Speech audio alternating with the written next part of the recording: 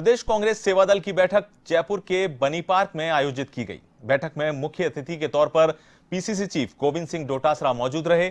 वहीं विशिष्ट अतिथि के तौर पर मुख्य सचेतक महेश जोशी ने शिरकत की। इस दौरान नई शिक्षा नीति का विश्लेषण भी किया गया।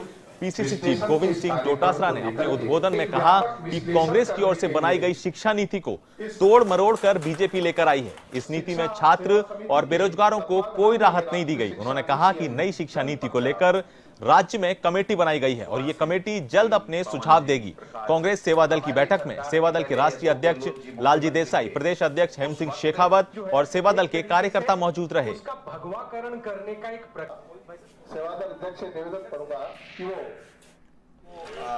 राष्ट्रीय शिक्षा नीति आई है, उसमें सबसे पहले तो ये कमी खामी छोड़ी गई है कि यहाँ पर या तो जीडीपी का 6% बजट का हिस्सा होना चाहिए था, या फिर जो यूपीए सरकार के समय केंद्र का 90% और राज्य का 10% अंश होता है, वो चीज़ होनी चाहिए थी।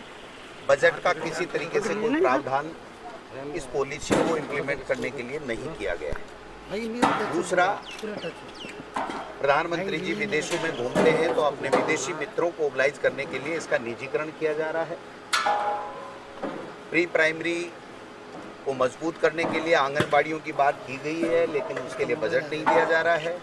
ना विद्यार्थी से बात हुआ है, ना एक्सपर्ट से बात हुआ है, ना स्टेट से बात हुआ है, ना कोई समुदायों से बात हुआ है। ऐसे ही लेकर आए हैं। तो सबसे बड़ी बात है कि लोग क्या सोचते हैं, कैसी शिक्षा नीति होनी चाहिए, उसका कंसल्टेशन नहीं हुआ है। ये रात के अंधेरे में इस प्रकार से शिक्षा नीति को लेकर नहीं आना चाहिए। दूसरी बात है कि हम शिक्षा की व्यवस्था की जब बात करते हैं तो हमारे देश में समानता, स्वाभिमान, समन्याय और स्वावलंबन आए, उसके लिए शिक्षा होती है। शिक्षा जीवन को संवारने के लिए होती है। ये नई जो शिक्षा नीति है वो मैकोले ने दी हुई शिक्षा व्यवस्था की कॉपी है।